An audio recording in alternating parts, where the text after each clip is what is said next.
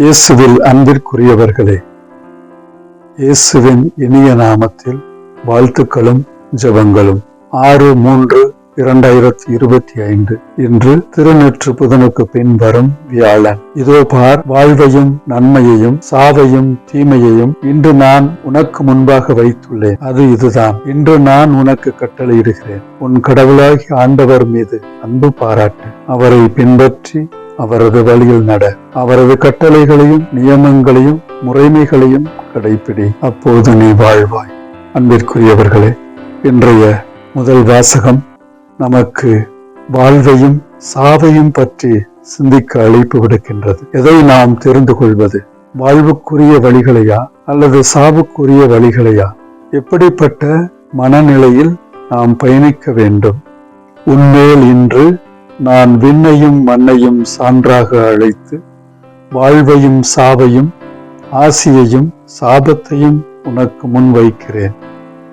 நீயும் உனது வழித்தோன்றல்களும் வாழும் பொருட்டு வாழ்வை தேர்ந்து கொள். உன் கடவுளாகிய ஆண்டவர் மீது அன்பு பாராட்டு.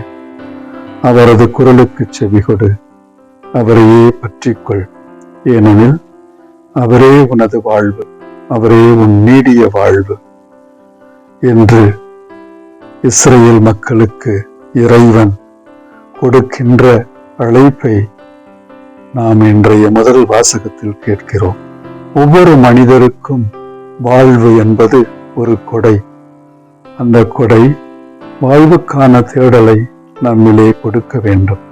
என்னை பின்பற்ற விரும்பும் எவரும் தன்னலம் துறந்து தன் சிலுவையை நாள்தோறும் தூக்கி கொண்டு என்னை பின்பற்றட்டும். ஏனெனில் தம் உயிரை காத்து கொள்ள விரும்பும் எவரும் அதை இழந்து விடுவார். என் பொருட்டு தம் உயிரை இழக்கும் எவரும் அதை காத்து கொள்வார். ஒருவர் உலகம் முழுவதையும் தமதாக்கி கொண்டாலும் வாழ்வையே இழப்பாரெனில் அவருக்கு கிடைக்கும் பயன் என்ன? ஒவ்வொரு நாளும் இறைவன் நம்மை வாழ்வை நோக்கி அழைக்கின்றார் என்பதை புரிந்து கொண்டு வாழ்வுக்கான தேடலை நாம் என்றும் கொண்டிருப்போம். இறைவன் காட்டுகின்ற போதனைகளின்படி நாம் வாழும் பொழுது நாம் வாழ்வை தேர்ந்து கொள்கின்றோம். இங்கே வாழ்வு என்பது அது நிலையான வாழ்வை குறிக்கின்றது. மனித வாழ்வு நிலையற்றது என்று நாம் அறிகின்றோம். ஆனால் கடவுள் அவருடைய பேரன்பால், அவருடைய பேரருளால் நமது வாழ்வை நிலையான ஒன்றாக மாற்றுவதற்கு வல்லவர் என்பதை இன்றைய வாசகங்கள் நமக்கு உணர்த்துகின்றன.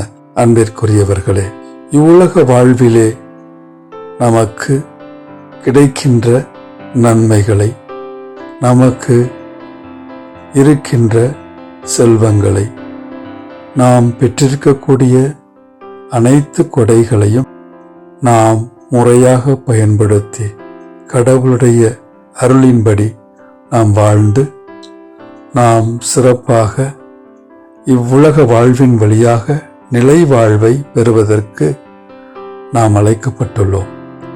இறைமகன் இயேசு அத்தகைய வாழ்வை நமக்கு கொடுப்பதற்கு அவர் நமக்காக துன்பங்களை, பாடுகளை, சிலுவைகளை ஏற்றுக்கொண்டார்.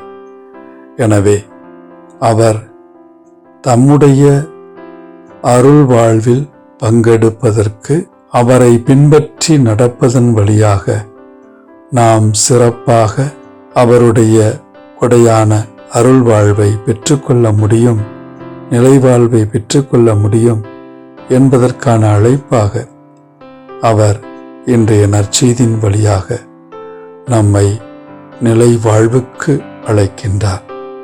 அந்த நிலை வாழ்வை நோக்கிய பயணத்திலே நாம் இறைவனுடைய அருளை முழுமையாக பெற்றுக்கொண்டு இவ்வுலக வாழ்வின் இழப்புக்களை நாம் பெரிதாக எண்ணாமல், இவ்வுலக வாழ்வில் நாம் சந்திக்கும் துன்பங்களை, பிரச்சனைகளை, நாம் சந்திக்கும் இடர்பாடுகளை நாம் பெரிதாக எண்ணாமல், இறைவன் அவருடைய அருளை நமக்கு தந்து கொண்டிருப்பதனால் நிறைவான வாழ்வுக்கான நம்முடைய பயணத்தில் தொடர்ச்சியாக இறைவன் விரும்புகின்ற செயல்களை செய்து நல்வாழ்வு வாழ அருள் வேண்டுவோம். மன்றாடுவோமாக. அன்பு தந்தையே இறைவா, வாழ்வு என்ற கொடையை எங்களுக்கு கொடுத்திருக்கிறீரே, அதற்காக நன்றி செலுத்துகிறோம். நாங்கள் நிலை வாழ்வை தேடுகின்றவர்களாக வாழ்வதற்கு நீர் கொடுத்துள்ள கட்டளைகளை, நியமங்களை, உம்முடைய வழிகளை நாங்கள் பின்பற்றி உமது குரலுக்கு செவி கொடுத்து உம்மை பற்றி கொண்டு பயணிக்க அருள் புரியும். ஆமென்.